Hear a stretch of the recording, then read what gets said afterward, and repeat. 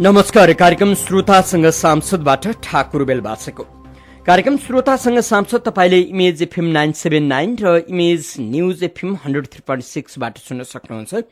कार्यक्रममा हामीले मुलुकको पछिल्लो राजनीतिमाथि केन्द्रित रहँदै व्यवस्थापिका संसदका एकजना सदस्यसँग छलफल गर्ने गर्छौं। आज हामीले राष्ट्रिय प्रजातन्त्र पार्टी नेपालका सांसद सुशील श्रेष्ठसँग छलफल गर्दैछौं। सुशील श्रेष्ठ सँगको छलफलमा तपाई पनि सहभागी हुन चाहनुहुन्छ भने हाम्रो स्टुडियोको टेलिफोन नम्बर 40065525 मा उपत्यका भित्रका श्रोता र 40065526 मा उपत्यका बाहिरका श्रोता मित्रले फोन गर्न सक्नुहुनेछ। सहभागी श्रोता मित्रले छोटो तर्कसंगत अनि एउटा मात्र प्रश्न राखिदिनुहोला। हामीले राष्ट्रिय प्रजातन्त्र पार्टी नेपालका सांसद सुशील श्रेष्ठसँग छलफल गर्दैछौं। हाम्रो स्टुडियोमा हुनुहुन्छ, उहाँलाई स्वागत गरौं। मानिज्यू, यहाँलाई इमेज एफएममा हार्दिक स्वागत छ। धन्यवाद।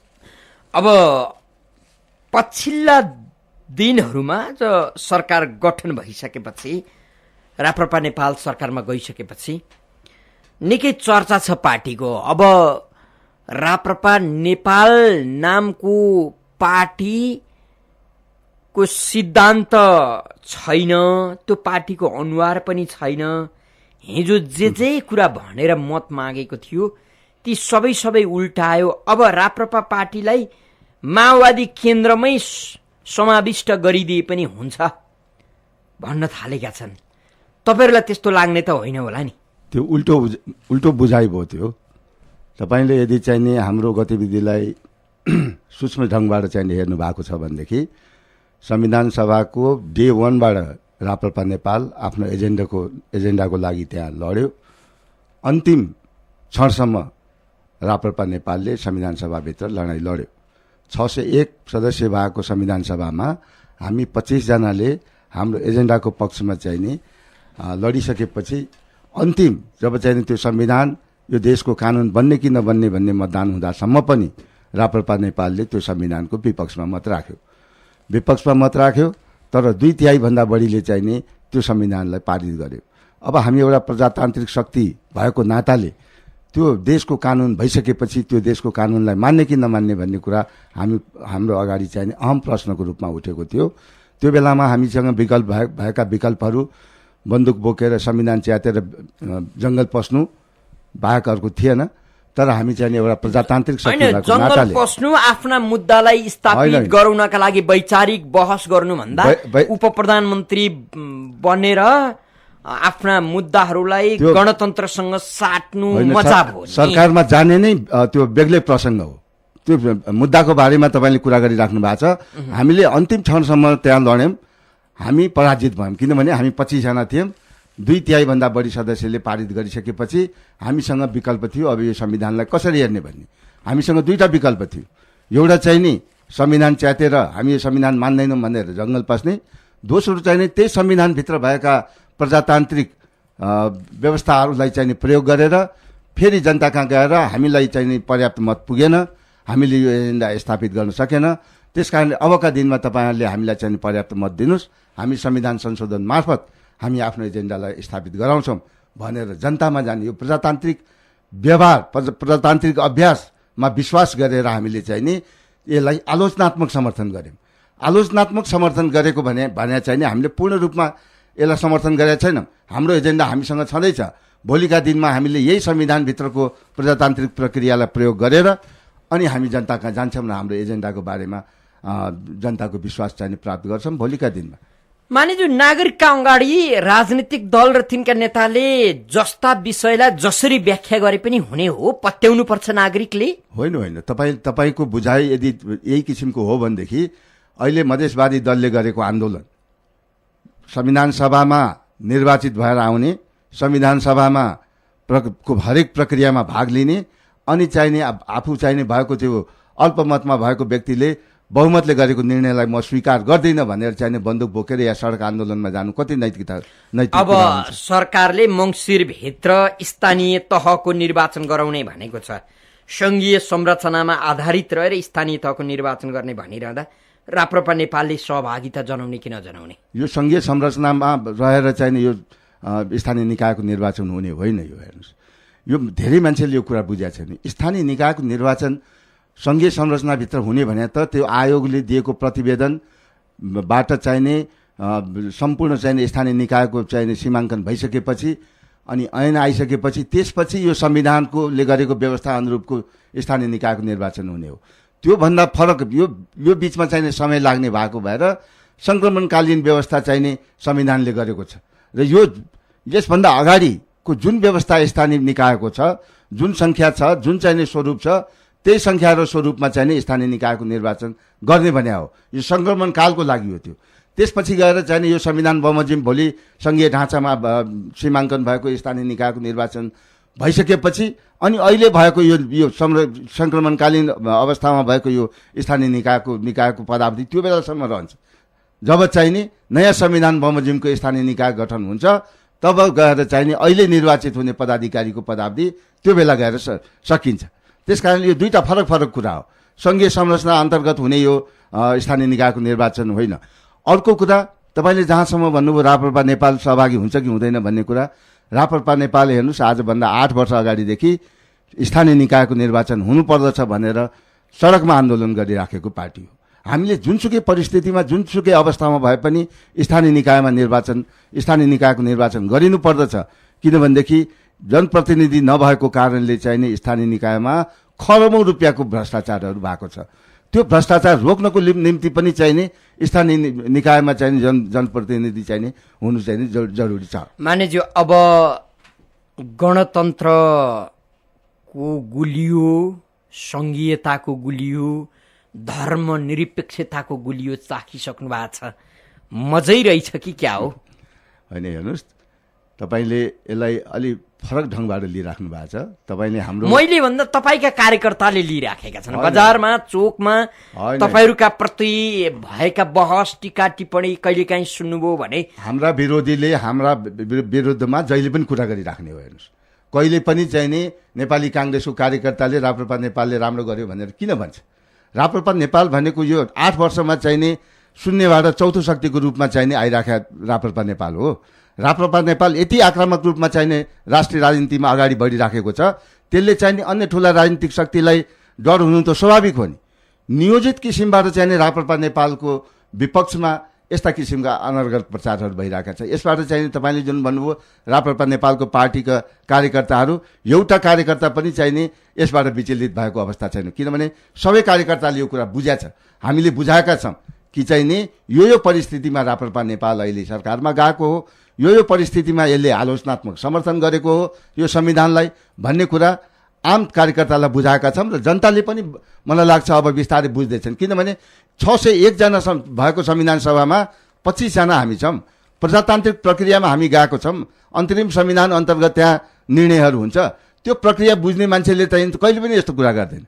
जसले त्यो प्रक्रिया बुझेको छैन त्यो मानिसले चाहिँ भन्न सक्छ या त त्यहाँ बन्दुकको आधारमा बल प्रयोग गरेर चाहिने संविधान निर्माण हुने त होइन, त्यहाँ त संवैधानिक प्रक्रियाको आधारमा चाहिने संविधान निर्णय हुने हो। त्यो अवस्थामा चाहिने 601 मा 25 जनाले गर्ने भनेको त्योभन्दा बढी गर्न सक्थेन र हामीले जति गर्यौँ आफ्नो एजेन्डाको लागि जति लड्यौँ। एउटा कुरा भन्छु ठाकुरजी तपाईँलाई, हामी यो संविधान सभामा एउटा कुरामा सफल भएका छौँ। यो देशमा संघीयता चाहिने कि नचाहिने, यो देशमा धर्मनिरपेक्षता चाहिने कि नचाहिने, यो देशमा चाहिने गणतन्त्र चाहिने कि नचाहिने भन्ने कुरामा हामीले स्पष्ट दुईटा धार निकाल्यौँ। तपाईँ कल्पना गर्नुहोस् त, जुन बेलामा धर्मनिरपेक्षता लागू गरियो यहाँ, यत्रो चाहिने 94% हिन्दू भएको यो देशमा, यत्रो चाहिने परम्परावादी धार्मिक सङ्घ संस्था भएको देशमा एकजना व्यक्ति पनि चाहिने सडकमा निस्केन। यो चाहिँ तपाईँले पुरानो कुरा सम्झिनु भयो। संविधान जारी पछि त धर्मसँगको राजनीति त भुल्नुभयो नि। हिन्दू धर्मको मुद्दा छ र भने किन नहुने? त्यो कहिले कहाँ कुरा गरेको? त्यो मुद्दा तपाईँले मेरो संविधान हाम्रो चाहिने विधानलाई हेर्नुहोस्।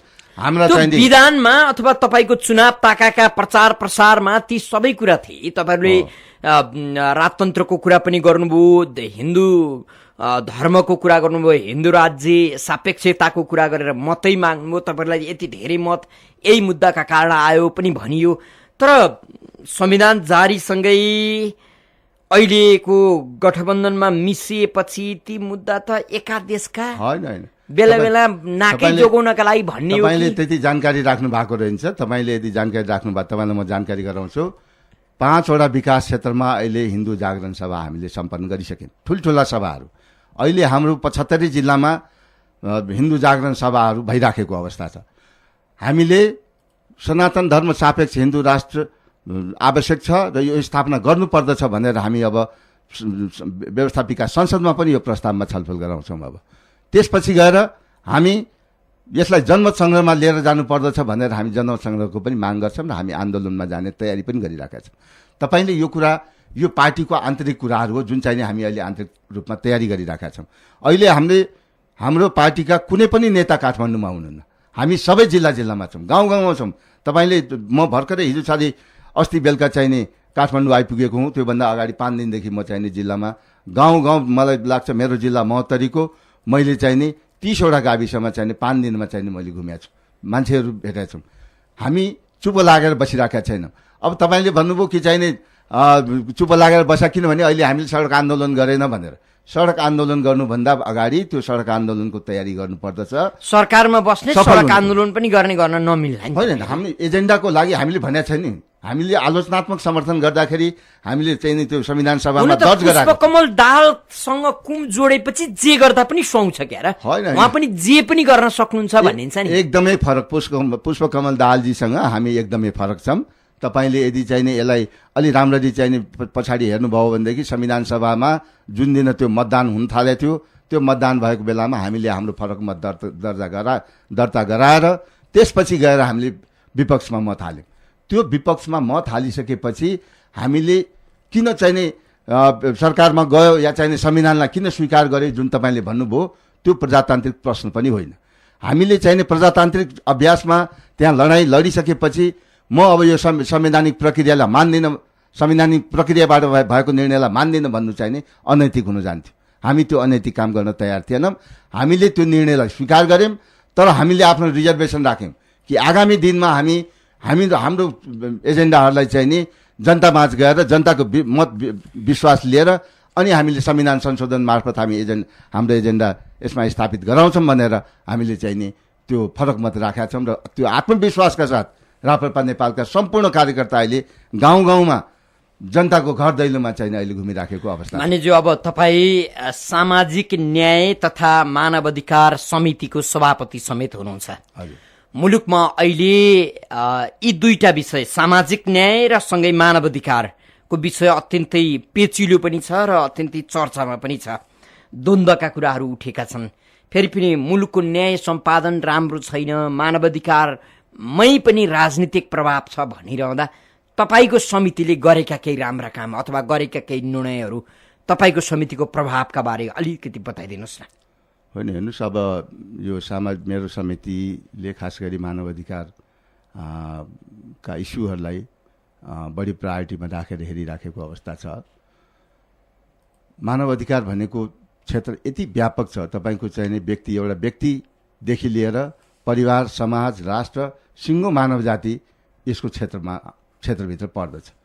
तपाईँको हरेक इन्डिभिजुअल घटनालाई चाहिँ हेर्नुभयो भनेदेखि हेरेर चाहिने समितिले साध्य पनि छैन। तर समग्रमा भन्दाखेरि चाहिने म एउटा कुरा के भनौँ भनेदेखि यो देशमा मानव अधिकारको अवस्था सन्तोषजनक छैन। यो म तपाईँलाई एउटा मात्र उदाहरण दिएर चाहिने तपाईँलाई म यो कुरालाई पुष्टि गर्छु कि नेपालको संविधानले, हिजोको अन्तरिम संविधानले पनि अहिलेको संविधानले पनि एउटा व्यवस्था के गरेको छ भने राष्ट्रिय मानव अधिकार आयोगले हरेक वर्ष प्रतिवेदन राष्ट्रपति समक्ष बुझाउने, राष्ट्रपतिले त्यो प्रतिवेदन प्रधानमन्त्री मार्फत संसदमा पठाउने र संसदले चाहिने संसदमा छलफल गर्ने भनेर संवैधानिक व्यवस्था छ। अर्को व्यवस्थापिका संसदको नियमावलीले पनि चाहिने के व्यवस्था गरेको छ भनेदेखि सामाजिक न्याय तथा मानव अधिकार समितिले मानव अधिकार आयोगले दिएको चाहिने वार्षिक प्रतिवेदनमाथि छलफल गरेर त्यसको आधारमा वार्षिक प्रतिवेदन बनाएर चाहिने संसदमा प्रस्तुत गर्ने भनेर चाहिने त्यो जिम्मेवारी सामाजिक न्याय तथा मानव अधिकार समितिलाई दिएको छ। दुर्भाग्यको साथ, दुःखका साथ मैले भन्नुपर्छ, हेर्नुहोस्, अहिलेसम्म राष्ट्रिय मानव अधिकार आयोगको प्रतिवेदन संसदमा प्रस्तुत भएको छैन। यो अहिलेको कुरा मैले गरिराखेको छैन। 64 सालदेखि नै तपाईँको संवैधानिक व्यवस्था हुँदाहुँदै पनि सरकारले चाहिँ नि त्यो मानवाधिकार आयोगको प्रतिवेदनलाई संसदमा छलफल गराएको छैन। यसको लागि मैले धेरैचोटि यसभन्दा अगाडिको चाहिँ नि सभामुख हुँदाखेरि पनि उहाँलाई पनि मैले अनुरोध गरेको थिएँ। हाम्रो समितिमै 2-3 चोटि हामीले छलफल गऱ्यौँ। प्रधानमन्त्रीलाई हामीले निर्देशन दियौँ। धेरैचोटि प्रधानमन्त्री कानुन मन्त्रीसँग पनि मैले चाहिँ यस विषयमा छलफल गऱ्यौँ। तर दुर्भाग्य हेर्नुहोस्, यत्रो चाहिँ नि प्रजातन्त्रको कुरा हामी गर्छौँ, तर चाहिँ नि प्रजातन्त्रको मिनिमम चाहिँ नि त्यो नर्म्स पनि चाहिँ हामीले पालन गर्न सकेका छैन। राष्ट्रिय मानव अधिकार आयोग जस्तो चाहिँ नि एउटा चाहिँ नि संस्थाले दिएको चाहिँ नि प्रतिवेदनलाई संवैधानिक व्यवस्था हुँदाहुँदै पनि अहिलेसम्म चाहिँ समितिमा त्यो छलफलमा आउन सकेको अवस्था छैन। त्यसकारणले मैले भन्छु यो अहिले मानव अधिकारको अवस्था देशमा चाहिँ नि तपाईहरुले जस्तो द्वन्द्वकालका घटनाका बारे आफ्नो अभिमत दिन सक्नुहुन्छ कि सक्नुहुन्न? समितिले द्वन्द्वकालको समस्या जुन सामाजिक न्याय र मानवाधिकारको कुरा उठ्यो भने समितिमा छलफल हुने अथवा समितिले निष्कर्ष निकाल्ने, समितिले निर्देशन दिन सक्ने त्यो अधिकार राख्छ कि राख्दैन? किन नराख्नु? किनभनेदेखि तपाईँको त्यसो भने एकजना कुनै व्यक्तिको शव 2 वर्षदेखि अस्पतालमा सडिराखेको हुन्छ, मुलुकमा गणतन्त्रको हामी कुरा गर्छौँ, चर्को मानवाधिकारको कुरा गर्छौँ, सामाजिक न्यायको कुरा गर्छौँ। एउटा व्यक्तिको शव 2 वर्षदेखि कुनै अस्पतालमा सडिरहन्छ भने त्यहाँ तपाईँको समितिले नदेखेर हो कि बोल्नु हुँदैन भनेर हो कि धेरै बोल्नु भयो हामीले नसुने हौ कि कसरी बुझाउनुहुन्छ? बोलेकै हो, तपाईँले नसुने हो। हामीले चाहिँ नि अधिकारी तपाईहरुले बोल्दा अलि बिस्तारै कान खुसी गर्नुहुन्छ क्या? आम नागरिकले सुनेका भए सञ्चार माध्यमलाई लिएर गएर सञ्चार माध्यमको अगाडि चाहिँ नि हामीले बोलेका छौँ त्यो कुराहरू। अधिकारी दम्पति जुन बेला चाहिँ अधिकारी बित्नुभन्दा 5 दिन अगाडि मात्रै, 5 दिन पनि होइन, अझ 3 दिन नै हो क्या, 3 दिन अगाडि समितिको चाहिँ नि मेरै नेतृत्वमा डेलिगेसन गएर हामीले गएर त्यहाँ हेरेका थियौँ, उहाँलाई भेटेका थियौँ। त्यसपछि पनि चाहिँ नि उहाँको श्रीमती जुन चाहिँ नि अहिले पनि अस्पतालमा हुनुहुन्छ उहाँलाई पनि हामीले यो बिचबिचमा गएर चाहिँ नि हेरिराखेका छौँ र सरकारलाई पटक पटक हामीले कि चाहिँ नि यो समस्यालाई समाधान गर। उहाँको सब जुन उहाँको छोरा अहिले चाहिँ नि नेपालमा छैन भनेर भनिन्छ, अन्य कुनै व्यवस्था हुनसक्छ। एउटा चाहिँ नि मानिस, यो हाम्रो चाहिँ नि यत्रो परम्परावादी समाजमा एउटा मानिसको दाह संस्कार हुन नसकेर 2 वर्ष अगाडिदेखि लास चाहिँ नि बसिराख्नु भनेको यो लज्जास्पद हुन्छ। यसको व्यवस्थापन चाहिने गर भनेर हामीले सरकारलाई बारम्बार हामीले यो कुराहरू भनिराखेका छौँ। अब यो घटनालाई हेरेर तपाईँ मानवाधिकार समितिमा बसिरहँदा कहिले काहीँ पीडा बोध हुँदैन भने? हुन्छ, किन नहुने? हामी कस्तो मानवाधिकारको अभ्यास गरिराखेका छौँ, कस्तो सामाजिक न्यायको अभ्यास गरिराखेका छौँ, हामी कस्तो मुलुकमा छौँ, योभन्दा अमानवीय कार्य केही हुन सक्छ? होइन नि, यो तपाईँको चाहिँ नि हेर्नुहोस्, आयोगमा भएर चाहिँ नि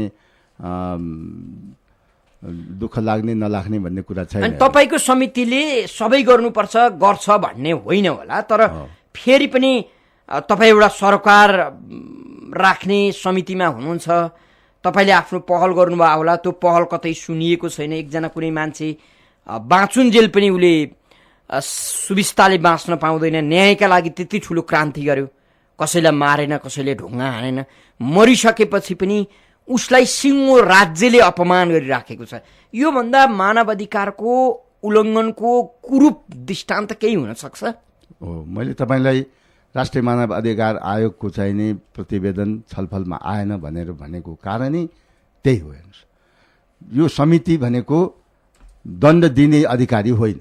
हामीले चाहिँ नि पुर्जी काटेर मान्छे समातेर ल्याएर त्यसलाई जेलमा राख्ने हामीले होइन। हामीले त त्यो नेटवर्क, सरकारको नेटवर्कभित्र रहेको कुरालाई चाहिँ नि अलिकति हामीले दबाब दिने हो, होइन? नैतिक रूपमा, संवैधानिक रूपमा हामीले चाहिँ नि त्यो दबाब दिने हो। त्यो दबाब दिने क्रममा जुन दबाब दिने मेसिनरीहरू हुन्छ त्यही नै राम्ररी काम गर्न सकेन भनेदेखि चाहिँ नि तपाईँको त्यो दबाब काम पनि लाग्दैन। जस्तो अहिले तपाईँको अधिकारीको कुरा गर्नुभयो, अधिकारीको लास चाहिँ नि दाह संस्कारको कुरो समितिले गर्ने भनेको के? समितिले आफै गएर चाहिँ नि उसको चाहिँ नि वारिसलाई खोजेर ल्याएर त्यो जिम्मा लाउनु त सक्ने होइन। समितिले त सरकारलाई भन्ने हो, सरकारले चाहिँ नि यो गर भनेर हामीले भन्ने हो र जो सम्बन्धित व्यक्तिहरू छ उनीहरूसँग पनि त्यो कुराहरू गर्ने, बिचको कुराहरू गरिदिने। तर यहाँ त के भयो भनेदेखि हामीले दिएको चाहिने निर्देशनहरू पनि चाहिने कार्यान्वयन नहुने अवस्था पनि आयो। जस्तो चाहिने हामीले धेरै अवस्थामा यो मानव अधिकार उल्लङ्घनका घटनाहरूमा तपाईँलाई म एउटा उदाहरण दिउँ। यो जब मधेस आन्दोलनभन्दा अगाडि त्यो कैलालीमा जब घटना घट्यो, टिकापुरको घटना, त्यो टिकापुरको घटना घटेको 3 दिन 4 दिनपछि हामीले एउटा संसदीय टोली 5 जनाको मान्यहरूको चाहिने संसदीय टोली त्यहाँ पठायौँ। त्यो संसदीय टोलीले दिएको चाहिने प्रतिवेदनमा चाहिने के लेखियो भनेदेखि तपाईँको 2टा घटना त्यहाँ घटाएर रहेछ। एउटा चाहिने हुलले 9 जना प्रहरीको हत्या गर्यो, त्यो जघन्य अपराध थियो हैन। अर्को त्यो सँगसँगै अर्को पनि एउटा घटना त्यहाँ घट्यो। अर्को घटना के घट्यो भनेदेखि तपाईँको त्यो प्रहरीको हत्या भएको दिन नै त्यहाँ जब कर्फ्यू लगाइयो, कर्फ्यूकै बेलामा एउटा ठुलो जमात चाहिने सडकमा निस्केर त्यहाँका चाहिने एउटा समुदायको घर लुट्यो, घर घरमा पसेर घरमा आगजनी गर्ने, लुट्ने, कुट्ने, तोडफोड गर्ने, यो कामहरू त्यहाँ 2 दिनसम्म निरन्तर चल्यो। तर प्रशासनले चाहिने तपाईँको त्यो दोस्रो घटनाको चाहिने बारेमा त्यस दोस्रो घटनालाई चाहिने कारबाही गरेन। हामीले के भन्यौँ भनेदेखि त्यो पहिलो घटना पनि जघन्य अपराध हो, त्यसको दोषीलाई चाहिने समातेर चाहिने कानुनी कारबाही गर्नुपर्दछ भने सँगसँगै त्यो दोस्रो जुन घटना भएको छ त्यो पनि जघन्य अपराध हो। चाहिने नागरिकको घर घरमा गएर चाहिने एउटा हुलले त्यो पनि कर्फ्यू लागेको बेलामा गएर तोडफोड गर्ने, लुटपाट गर्ने भन्ने चाहिने कुनै सभ्य समाजमा सुहाउने कुरा हो त्यो भन्दाखेरि तपाईँको हेर्नुहोस् धेरै पछिसम्म पनि प्रशासनले त्यो दोस्रो घटनालाई चाहिने सम्बोधन गरिराखेको अवस्था थिएन। त्यो बेलामा यो हाम्रो समिति सामाजिक न्याय तथा मानव अधिकार समितिले हामीले चाहिने सरकारलाई निर्देशन दियौँ कि चाहिने त्यो घटना 2टै घटना अपराध जन्ने चाहिने घटना हो, त्यो 2टै घटनाको चाहिने दोषीलाई तिमीले कारबाही गर भनेर हामीले भनेका थियौँ। त्यस किसिमको घटनाहरू पनि हुन्छ। हजुर हजुर आदरणीय श्रोता, तपाईँ यति बेला इमेज एफएम 979 र इमेज न्युज एफएम 103.6 सुनिरहनु भएको छ। हामी कार्यक्रम श्रोतासँग सांसदमा छौँ। आज हामीले राष्ट्रिय प्रजातन्त्र पार्टी नेपालका सांसद सुशील श्रेष्ठसँग छलफल गरिराखेका छौँ। सुशील श्रेष्ठ सामाजिक न्याय तथा मानव अधिकार समितिका सभापति समेत हुनुहुन्छ। उहाँसँगको छलफलमा तपाईँ पनि सहभागी हुन चाहनुहुन्छ भने 40065525 मा उपत्यकाभित्रका श्रोता र 40065526 मा उपत्यका बाहिरका श्रोता मित्रहरूले फोन गर्न सक्नुहुन्छ। टेलिफोन सम्पर्कमा कोही श्रोता मित्र हुनुहुन्छ, उहाँलाई स्वागत गरौँ। को बोल्दै हुनुहुन्छ? नमस्कार। हजुर भन्नुहोस् न। म रोहित दङ्गाली टेरीबाट। हजुर भन्नुहोस्। सभासदज्यू नमस्कार। नमस्कार। दुर्भाग्य कुरा गर्छु, पञ्चले राजा र हिन्दू राष्ट्रको नाममा भोट मागेर जनतालाई बेकुब, मधेसीको नाममा भोट मागेर जनतालाई बेकुब, काङ्ग्रेसले समाज प्रजातन्त्रको नाममा भोट मागेर जनतालाई बेकुब बनाइरहेछ, कम्युनिस्टले जनताको नाममा भोट मागेर बेकुब बनाइरहेछ। सबैले भोट मागे केवल के गरे भन्दाखेरि जनतालाई फुटाउने काम गरे। धर्मको नाममा फुटाए, जातिको नाम फुटाए, भाषाको नाम फुटाए। यसरी नेपाली जनतालाई ती फुटाएर तपाईँ ब्रह्मलुट गर्दाखेरि तपाईँ देख्नुहुन्न, तपाईँ हेर्दै जानुहुन्छ भने तपाईँको विरस्थलमा गएर हेर्नुहोस्, मालपोतो गरेर हेर्नुहोस्, कति भ्रष्टाचार छ, कति लुट छ। त्यसकारण तपाईँहरूको राजनीतिक आदर्श जनतालाई भन्दा तपाईँ आफ्नो व्यक्तिको लागि हो भने, पार्टीको लागि हो भने अब तपाईँहरूले हामी राजनीतिप्रति घृणा जाहेर गर्नु कि तपाईँ विश्वास जाहेर गर्नु? जवाफ दिनु होला। होइन, हेर्नुहोस् चाहिने तपाईँले जुन कुरो भन्नुभयो अलिकति नकारात्मक चाहिने ऊ राखिराख्नु भएको रहेछ। तपाईँले जुन भन्नुभयो हामीले चाहिने धर्मको नाममा समाजलाई टुक्रायौँ भनेर, त्यो कुरो होइन। हेर्नुहोस्, एउटा चाहिने यो देश चाहिने सनातन धर्म सापेक्ष हिन्दू राष्ट्र हुनुपर्दछ भनेर भन्दाखेरि समाज टुक्रिने होइन। यो तपाईँको चाहिने एउटा पहिचान अन्तर्राष्ट्रिय स्तरमा झन् 1 अरब 8 करोड हिन्दूहरू भएको चाहिने विश्वमा हिन्दूको चाहिने एउटा पहिचान नेपालमा रहोस् भनेर हामीले त्यो माग त्यो माग फेरि नयाँ माग पनि होइन। यो सनातन कालदेखि यो देश हिन्दू राष्ट्रको रूपमा आएकोलाई षड्यन्त्रपूर्ण ढङ्गबाट चाहिने त्यसलाई जब समाप्त गरियो, धर्मनिरपेक्षता ल्याइयो, त्यसले गर्दाखेरि देश विखण्डनको अवस्थामा जान थाल्यो। त्यहाँ धार्मिक युद्ध आउन थाल्यो। धर्मको नाममा चाहिने धर्म परिवर्तन गराउने आन्दोलनको रूपमा चाहिने देशभरि अहिले चलिराखेको छ। हिजो एउटा 7 सालमा 4 जना चाहिने आएको चाहिने इसाईहरू आज 25 लाखभन्दा पनि बढीको सङ्ख्यामा यो देशमा भइसक्यो। तपाईँले यो चाहिने सामाजिक विखण्डनको अवस्था छैन। अहिले चाहिने गाउँ गाउँमा चाहिने लोभ लालच दिएर चाहिने धर्म परिवर्तन गराइराखिएको अवस्था छ। यसले देश समाज विखण्डन गर्दैन। हामीले त्यो विखण्डन हुन्छ भोलिका दिनमा, परिवार विखण्डन हुन्छ, समाज विखण्डन हुन्छ। त्यस कारणले धर्ममाथिको आक्रमणलाई रोक्नु पर्दछ भनेर हामीले भनेको कुरा हो।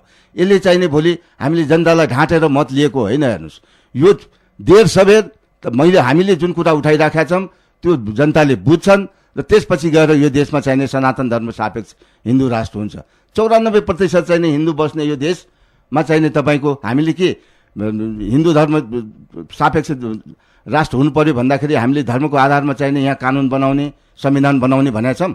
जसरी चाहिने मुस्लिम राष्ट्रमा चाहिने इस्लामिक कानुनबाट चाहिने त्यहाँ देश चल्छ, हामीले त्यो भनेको छैनौँ। देश त चाहिने प्रजातान्त्रिक प्रक्रियाबाट, प्रजातान्त्रिक संविधानबाट चाहिने देश चल्नु पर्दछ। तर एउटा पहिचान जसरी चाहिने यो विश्वमा चाहिने 40वटा भन्दा बढी चाहिने इसाई राष्ट्रहरू छ, क्रिस्चियन सापेक्ष देशहरू छन्, 25-30वटा भन्दा बढी चाहिने इस्लामिक सापेक्ष देशहरू छन्, 12वटा भन्दा बढी चाहिने बुद्धिस्ट राष्ट्रहरू छन्। के विश्वमा भएको चाहिने एउटा चाहिने हिन्दू राष्ट्रलाई तपाईँ हुनु नहुने? यो यहाँ हुँदाखेरि चाहिने यो धार्मिक कट्टरता हुने यहाँ। त्यसकारण यो बुझाइ गलत भयो। हेर्नुहोस्, हामीले भोलिका दिनमा यो परिवार देशमा समाजको परिवारको विखण्डनको अवस्था नआओस्। त्यस कारणले चाहिने एउटा पहिचानको रूपमा चाहिने हिन्दू राष्ट्र देशमा हुनुपर्दछ। हामीसँग फेरि अर्का कोही श्रोता हुनुहुन्छ, उहाँलाई स्वागत गरौँ। को बोल्दै हुनुहुन्छ? म कपनदेखि कमल सेन्चुरी। भन्नुहोस्। नमस्कार अतिथिज्यू। नमस्कार कमलजी। अब तपाईँहरूले 94% हिन्दू भन्नुभयो होइन? 94% हिन्दू भित्र ती 70 लाखका हाराहारीमा दलितहरू त्यहाँभित्र पर्छन् कि पर्दैनन्, तिनलाई समावेश गर्ने कतिको योजना छ तपाईँहरूको र कति चाहिँ तिरस्कार गरिराख्नु भएको छ? अर्को कुरो, तपाईँहरूले 94% भनिराख्नुहुन्छ, तपाईँहरू चाहिँ गणतन्त्र र धर्मनिरपेक्षताका विरुद्धमा तपाईँहरू 40% मात्रै चाहिँ सडकमा उतारेर देखाइदिनुहोस् त, अनिखेर तपाईँहरू कति रहेछ 94% थाहा हुन्छ। होइन कमलजी, तपाईँले एउटा कुरा के बुझिराख्नुहोस् भनेदेखि 40% होइन, हामी 80%, 90% चाहिने जनतालाई सडकमा ल्याउँछौँ। हामी त्यसैमा लागिराखेका छौँ। हामीले 6 वर्ष प्रयास गर्दाखेरि अहिले हामीले 6.5 लाख जनताको मत पायौँ र तपाईँ हेर्दै जानुहोला, हामीले यो प्रक्रियालाई अगाडि बढाउँदै जाँदाखेरि हामीले 80-90% जनताको मत। मान्यज्यू, अब धर्मनिरपेक्षता भए पनि, सङ्घीय गणतन्त्र भए पनि, त्यो मान्दिन भने पनि सत्तामा जान पाइँदो रहेछ, उप प्रधानमन्त्री हुन पाइँदो रहेछ, मन्त्रालयहरू पाइँदो रहेछ। किन बित्थाको यो धार्मिक राजनीति गर्नु भने? तपाईँले हेर्नुहोस्, यो सरकार जुन बेला बन्यो, जुन बेला हामी यो सरकारमा गयौँ, तपाईँले त्यो परिस्थितिलाई एकचोटि पछाडि फर्केर हेरिदिनुहोस्। तपाईँहरूलाई धर्मनिरपेक्षतालाई संस्थागत गरिदिनु त्यो चिन्ताले बढी सताएर सरकारमा जानु। सुन्नुहोस् न, कुरा सुन्नुहोस् न, हामी सरकारमा जानु र संविधानलाई हामीले स्वीकार्नुमा फरक कुरा छ यहाँ। जब चाहिने संविधान हामीले कुन बेलामा सरकारमा गयौँ भनेदेखि जब देशमा चाहिने आगो बल्न थाल्यो, देशको एउटा पार्ट हामी चाहिने टुक्राइदिन्छौँ भन्ने चाहिने सडकमा नारा लाग्न थाल्यो, केन्द्रमा सरकार नबन्ने अवस्था चाहिने सिर्जना भइराखेको अवस्था थियो। त्यो बेलामा तपाईँको नेपाली काङ्ग्रेस, एमाले, माओवादीलाई हामीले पटक पटक सार्वजनिक रूपमा हामीले भनेका थियौँ, संविधान तपाईँले बनाउनु भयो, जे जस्तो बनाउनु भयो, तर यो संविधान तपाईँले चाहिने कार्यान्वयन गराउनुहोस्। भोलिका दिनमा यो संविधान कार्यान्वयन भएन, हामीले पनि चाहिने आफ्नो प्रजातान्त्रिक अभ्यासबाट चाहिने हामी आफूलाई स्थापित गराउनेछौँ। हामी जनता कहाँ जानेछौँ, जनतासँग फेरि मत माग्ने अवसर चाहिने हामीलाई मिल्नेछ।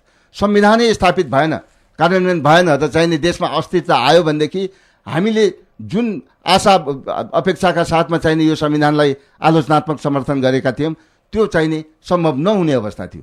त्यो बेलामा जब देश विखण्डनको अवस्थामा पुगिसकेको थियो, खुलेआम मान्छेले चाहिने नेपालबाट चाहिने हामी चाहिने छुट्टै राज्य बनाउँछौँ भनेर भनिराखेको अवस्थामा केन्द्रमा सरकार पनि नहुने अवस्था सिर्जना भयो। त्यो बेलामा हामीले देशलाई जोगाउनको निम्ति, देशलाई विखण्डनबाट जोगाउनको निम्ति चाहिने राप्रपा नेपाल सरकारमा गएको हो। त्यसकारणले यसलाई चाहिने तपाईँले कुनै मुद्दासँग चाहिने सम्झौता गरेर राप्रपा नेपाल सरकारमा गएको होइन। यो अवस्थामा राप्रपा नेपाल यदि आफ्नो मुद्दालाई सम्झौता गर्नुपर्ने अवस्था आयो भनेदेखि मिनटभरमा चाहिने यो सरकारमा चाहिने रहँदैन। हजुर, फेरि सम्झौता गर्दैन। फेरि पनि हामीसँग अर्का कोही श्रोता हुनुहुन्छ, उहाँलाई स्वागत गरौँ। को बोल्दै हुनुहुन्छ? हजुर नमस्ते, म श्याम खतिवडा सुनसरीबाट। नमस्ते सांसदज्यू। नमस्ते श्यामजी। हजुर, सबभन्दा पहिले के हुन्छ भने राजनीतिक पार्टीको एउटा आस्था र विश्वास हुन्छ, एउटा धर्म हुन्छ। तपाईँहरूको हिन्दू राज्य राज संस्था र संहिता विरोधी एउटा मान्यता थियो, मूल्य मान्यता राख्नु भएको थियो। तर विदेशीको रणनीति अनुसार चाहिँ तपाईँहरूले आफ्नो सम्पूर्ण धर्म तीनवटा विश्वासहरू तिलाञ्जली दिनुभएको हो। हजुर भन्दिनुहोस्। मैले यो कुरो अघि धेरैचोटि रिपिट गरेँ। तपाईँले यदि चाहिँ नि हाम्रो राप्रपा नेपालको संविधान सभामा हाम्रो भूमिकालाई हेर्नुभयो भनेदेखि तपाईँ प्रष्ट हुनुहुन्छ। किनभने कुनै पनि कुरा गर्दाखेरि त्यसका विगतका कुराहरूलाई एकचोटि हेर्नु पर्दछ। हेर्नुहोस्, संविधान सभामा 601 जनाको संविधान सभामा हामी 25 जना सांसद सभासद थियौँ र डे 1 देखि हामीले हाम्रो मुद्दाको पक्षमा त्यहाँ लडाइँ लड्यौँ र अन्तिम दिन जब चाहिँ नि संविधानको चाहिँ नि उप मतदान भयो, त्यो मतदानमा पनि हामीले यो संविधान चाहिँदैन किनभने यसमा हाम्रो एजेन्डा स्थापित भएको छैन भनेर हामीले त्यसको विपक्षमा मत हाल्यौँ। विपक्षमा मत हाल्यौँ तर 2/3 भन्दा पनि बढीले चाहिँ नि संविधान पारित गर्यो। अब संविधान देशको कानुन भइसकेपछि हामीले के त्यो संविधानलाई मान्दैन भनेर हामी जङ्गल जाने हाम्रो लागि सुहाउने कुरा थियो? हामी त्यत्रो प्रजातान्त्रिक प्रक्रियाबाट गइसकेर संविधान निर्माण भइसकेपछि हामीले भनेको कुरा भएन भनेर चाहिँ नि हामी अनि बन्दुक बोकेर हिँड्न हाम्रो लागि नैतिक रूपमा चाहिने त्यो सुहाउने कुरा थियो? हामी त्यो एउटा प्रजातान्त्रिक शक्ति हौँ नि। हामी त चाहिने त्यो बेलामा पराजित भयौँ, 25 जना मात्रै हामी थियौँ त्यहाँ। तर अब त हामी जनताका फेरि गएर आफ्नो एजेन्डाको बारेमा जनतालाई सम्झाएर जनताको विश्वास लिएर अनि यो संविधानले व्यवस्था गरेको जुन प्रजातान्त्रिक मूल्य मान्यता र विधिहरू छ त्यो अनुरूप चाहिँ संविधानलाई संशोधन गरेर आफ्नो मूल्यहरूलाई चाहिँ स्थापित गराउने हो नि। प्रजातान्त्रिक प्रक्रिया त त्यही हो नि। प्रजातन्त्र पनि भन्ने तपाईँ मान्ने अनि तपाईँले भनेको कुरा भएन भनेदेखि म मान्दिनँ, यो म बन्दुक लिएर हिँड्छु भनेर भन्न मिल्छ? हामीले आफ्नो नैतिक दायित्व थियो। हामी पराजित भयौँ, त्यो पराजयलाई स्वीकार गऱ्यौँ। पराजयलाई स्वीकार गरिसकेपछि भोलिका दिनमा चाहिने फेरि जनताको विश्वास लिएर त्यो पराजयलाई चाहिने जितमा परिवर्तन गर्ने प्रयासमा हामी लाग्यौँ। सुरुका दिनदेखि चाहिने हामी लाग्यौँ र अहिले हामी त्यो गतिमा हामी अगाडि बढिराखेका छौँ। यदि तपाईँले हेरिराख्नु भएको भएदेखि तपाईँले सुनसरीको कुरा गर्नुभयो। हिजो भर्खरै हाम्रो पार्टीको चाहिने त्यहाँ जिल्ला अधिवेशन सम्पन्न भएको छ। त्यहाँ यदि तपाईँले त्यहाँ समाचार आज पढ्नुभयो भनेदेखि त्यहाँ सनातन धर्म सापेक्ष हिन्दू राष्ट्रका कुराहरू हिजोको त्यो हाम्रो चाहिने जिल्ला अधिवेशनमा पर्याप्त रूपमा उठेको छ। हाम्रा मन्त्री हुनुहुन्छ अहिले रामकुमार सुब्बाजीले चाहिने यो देशमा हिन्दू राष्ट्र चाहिन्छ भनेर चाहिने भाषण गर्नुभएको छ। तपाईँ त्यो कुरामा त नहेरेर तपाईँले चाहिने एकै उसमा मान्छेले भनेको भरमा चाहिने हिँड्नुभयो भनेदेखि तपाईँलाई मैले अघि पनि भने हेर्नुहोस्, राप्रपा नेपाल 6-7 वर्षको दरमियानमा देशको शून्यबाट चौथो ठुलो शक्तिको रूपमा स्थापित भएको छ। यो जुन हाम्रो चाहिने वृद्धि दर छ यसले चाहिने धेरै ठुल्ठुला राजनीतिक दलहरूलाई चाहिने संशयमा पारिराखेको अवस्था छ। भोलिका दिनमा चाहिने राप्रपा नेपाल चाँडै नै पहिलो शक्तिको रूपमा आउन सक्ने सम्भावनाहरू छ। त्यसलाई मध्यनजर गरेर देशी विदेशी शक्तिहरू चाहिने हाम्रो विरुद्धमा अहिले लागि परेको छ र चाहिने नियोजित रूपबाट चाहिने हाम्रा विरुद्धमा चाहिने प्रचार प्रसारहरू गरिरहेका छन्। त्यस कारणले म आम जनतालाई चाहिने अनुरोध गर्न चाहन्छु कि हाम्रो बारेमा विगतका हाम्रा गतिविधिहरूलाई अध्ययन गरेर बुझेर तपाईँले मूल्याङ्कन गर्नुभयो भनेदेखि मलाई लाग्छ सकारात्मक बाटोतिर चाहिने गइन्छ होला। हजुर, हामीसँग फेरि अर्का कोही श्रोता हुनुहुन्छ, उहाँलाई स्वागत गरौँ। को बोल्दै हुनुहुन्छ? कहाँबाट? नमस्ते सर, बालोटारबाट। नमस्कार संसदज्यू, नमस्ते। नमस्ते सीताजी। राप्रपा नेपाल साँच्चै नै भन्नुपर्दाखेरि 0बाट चौथो पार्टीमा आउनु भएको छ। चौथो पार्टीमा आइसकेपछि हजुरको चाहिँ सभासदहरू बनाउने बेलामा पनि राप्रपा नेपाल अलिकति चुकेको जस्तो मलाई लाग्यो। आफ्नो नातावाद कृपावादतिर लाग्यो जस्तो लाग्यो। आगामी दिनमा चाहिँ नि ठुलो पार्टी हामी हुन्छौँ भनेर यहाँले दम्मा गरिराख्नु भएको छ। देश ठुलो कि पार्टी ठुलो, सबैभन्दा पहिला त नेपाली जनताको मन जितेर जानुभयो भनेदेखि तपाईँ चाहिँ साँच्चीकै चौथो पार्टी। जवाब थिएन होला।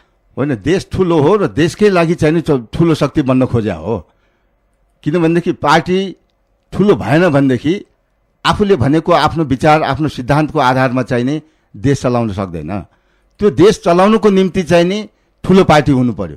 ठुलो पार्टी भइसकेपछि अनि देश हामीले भनेको अनुसार हाम्रो सिद्धान्त हाम्रो विधि हाम्रा कार्यक्रम अनुसार चाहिने देश चलाउनु पायो भनेदेखि देशको विकास पनि हुन्छ, देशमा समृद्धि पनि हुन्छ। राप्रपा नेपाल सरकारमा छ, महत्त्वपूर्ण मन्त्रालय सम्हालेको छ। नागरिकका दैनिकीका बारे देशका बारे राप्रपा नेपाल जवाबदेही हुन्छ? किन नहुनु? हुन्छ भूकम्प पीडितहरूका बारे तपाईँहरूसँग प्रश्न गर्न मिल्छ कि मिल्दैन? नमिल्ने भन्ने प्रश्नै हुँदैन। त्यहाँ तपाईँको समितिको नाम जोडिन्छ? सामाजिक न्याय तथा मानवाधिकार आउँछ भूकम्प पीडितका सन्दर्भमा? जोडिन्छ। अब के गर्नु भएको छ त? तपाईँको पार्टीले के गरेछ त? तपाईँको सरकारले के गरेछ त?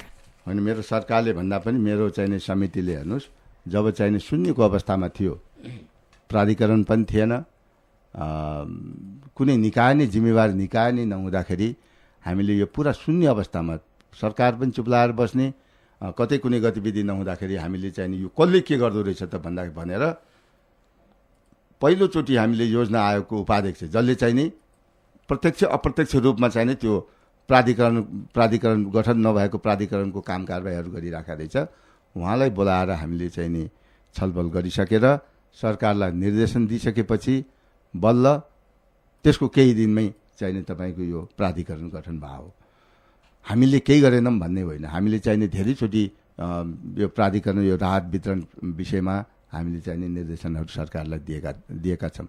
अब जहाँसम्म सरकारले के गर्यो भनेर भन्नुहुन्छ भनेदेखि सरकार पनि केही पनि गरेन भन्न पनि मिल्दैन।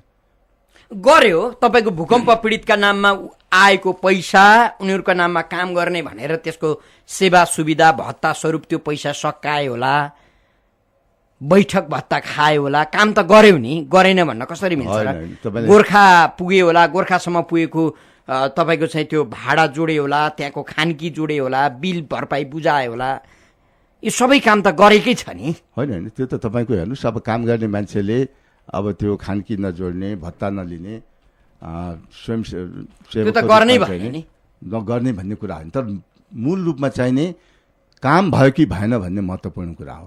कतिपय काम भयो कि भएन तपाईँले के देख्नु भएको? त्यही त भन्दैछु, उसले गरेको कामलाई चाहिने मूल्याङ्कन गर्ने हो। अहिले पनि त्यो मैले सबै 100% काम एकदम भइसक्यो भन्ने होइन, तर जुन पूर्वाधार बनाउनु पर्ने हो त्यो पूर्वाधार बनाउनेमा चाहिने प्राधिकरण अहिले अगाडि बढेको आवाज चाहिने भइराखेको छ। जुन हिजो शून्यको अवस्था थियो त्योभन्दा चाहिने धेरै अगाडि बढिसकेको चाहिने अवस्था चाहिने छ। अब नेपालको काम गराइ हेर्नुहुन्छ भनेदेखि म तपाईँलाई एउटा उदाहरण दिन्छु, हेर्नुहोस्। भर्खरै म यो के अरे द्वन्द्वकालमा चाहिने भत्किएको संरचनाहरूको पुनर्निर्माण कति भयो, यो 63देखि लिएर चाहिने यो 73सम्म भनेर चाहिने म समितिको तर्फबाट अनुगमन गर्न भनेर 3वटा जिल्लामा गएको थिएँ, जुम्ला, आछाम र रुकुम। त्यो जाँदाखेरि त्यो जुन संरचनाहरू पुनर्निर्माण गर्ने भनेर भनिएको छ, पछि आएर मैले यहाँ सम्बन्धित मन्त्रीलाई, शान्ति मन्त्रीलाई चाहिने समितिमा ल्याएर छलफल गर्दाखेरि उहाँले जम्मा 30 अरब जम्मा चाहिने 30% काम भएको छ भनेर स्वीकार्नु भएको छ। 30% भन्नुभएको छ, त्यो पनि चाहिने हो कि होइन भन्ने कुरामा म चाहिने कन्फर्म छैन। उहाँले चाहिने के भन्नुभएको छ भनेदेखि यो सम्पूर्ण संरचना निर्माण गर्नको निम्ति चाहिने 30 अरब रुपियाँको आवश्यकता छ। सरकारलाई हामीले 30 अरब रुपियाँ देऊ, हामी चाहिने 1-2 वर्षमै चाहिने यो निर्माण गरिदिन्छु भनेको, तर आज 10 वर्ष पुग्दाखेरि जम्मा सरकारले हामीलाई 10 अरब रुपियाँ दिएको छ, 20 अरब अझै दिन बाँकी छ भनेर मन्त्रीजी भन्नुहुन्छ। सरकारले बजेटमा कति छुट्याउनुहुन्छ भनेदेखि सरकारले छुट्याउँछ भने वर्षको चाहिने 90 करोड, 95 करोड, 1 अरब यसरी छुट्याइराखेको छ। यो अब तपाईँ भन्नुहोस् त्यो काम चाहिने कहिले सिद्धिने होला? त्यो माओवादी मानिज्यू, अब हामी कार्यक्रमको अन्त्यमा छौँ। हुन त तपाईँहरू सङ्घीय गणतन्त्रलाई स्वीकार गर्नुहुन्न, तथापि फेरि पनि त्यसैलाई संस्थागत गर्ने संविधान अथवा संवैधानिक व्यवस्था अन्तर्गत रहेको एउटा समितिको तपाईँ सभापति भएका नाताले तपाईँसँग सोध्नै पर्छ, गणतान्त्रिक मुलुकमा नागरिकको सामाजिक न्याय र मानवाधिकार अबका दिनमा कस्तो रहन्छ? सामाजिक न्याय तथा मानवाधिकार समितिको सभापतिको हैसियतले मलाई भन्नुहुन्छ भनेदेखि त्यो मानव अधिकार सुरक्षित हुनुपर्दछ, आम जनताले न्याय पाउनु पर्दछ र त्यसको लागि समितिले गर्नुपर्ने जुन दायित्व छ त्यो दायित्व हामी चाहिने पुरा गर्न तयार छौँ। हामी जहिले पनि तयार छौँ त्यसको लागि। र मैले अघि भनिहालेँ विभिन्न निकायमा, अब मैले चाहिने त्यो राष्ट्रिय मानवाधिकार आयोगको कुरा अघि उठाएँ, प्रतिवेदनको कुरा उठाएँ। अब तपाईँले भन्नुहोस् समितिले गएर चाहिने प्रधानमन्त्रीलाई कारवाही गर्ने अधिकार त छैन, हामीले त दबाब सिर्जना गर्ने हो, माहौल बनाउने हो। तपाईँको यो विषयमा पत्रकारसँग पनि मेरो गुनासो छ। यत्रो ठुलो इस्यु भएको छ, संविधानकै उल्लङ्घन भइराखेको अवस्था छ। तर मैले संसदमा चाहिने आफ्नो प्रतिवेदन प्रस्तुत गर्दाखेरि रुलिङको माग गरेका छु सभामुखलाई, तर बाहिर चाहिने न्युज बन्दैन। हेर्नुहोस्, यत्रो महत्त्वपूर्ण इस्यु चाहिने मैले उठाइराखेका छु। तपाईँले मानवाधिकार चाहिने तपाईँले राख्न सक्नु भएन, सामाजिक न्याय दिलाउन सक्नु भएन भनेर भन्नुभयो। तर त्यो गर्नको निम्ति मैले उठाएको यो इस्युलाई कुनै मिडियाले कभरेज गर्दैन। तपाईँले हरेक कुरालाई समितिले कुरा गरेको या कुनै पनि प्रयासहरूलाई चाहिने तपाईँले बाहिर चाहिने एउटा चाहिने ओपिनियन बिल्डअप गरिदिने हो नि पत्रिकाहरूले, सञ्चार माध्यमले। त्यो गर्नको निम्ति चाहिने कुनै सञ्चार माध्यम तयार छैन। तर गरेन भनेर चाहिने मानिजी यहाँले आफ्नो व्यस्त समय हामीलाई उपलब्ध गराइदिनु भयो, धेरै धेरै धन्यवाद। हस्, धन्यवाद, थ्याङ्क यू। हजुर, आदरणीय श्रोता, कार्यक्रम श्रोतासँग सांसदमा आज हामीले राष्ट्रिय प्रजातन्त्र पार्टी नेपालका सांसद सुशील श्रेष्ठसँग छलफल गर्यौं। कार्यक्रम सुनेर र कार्यक्रममा आफ्नो सहभागिता जनाइदिएर साथ दिनुहुने सम्पूर्ण श्रोता मित्रलाई धेरै धेरै धन्यवाद दिँदै सहकर्मी मित्रद्वय रमेश महर्जन अनि अनिश साकेका साथमा ठाकुर बेलबासी बिदा हुन्छु। नमस्कार।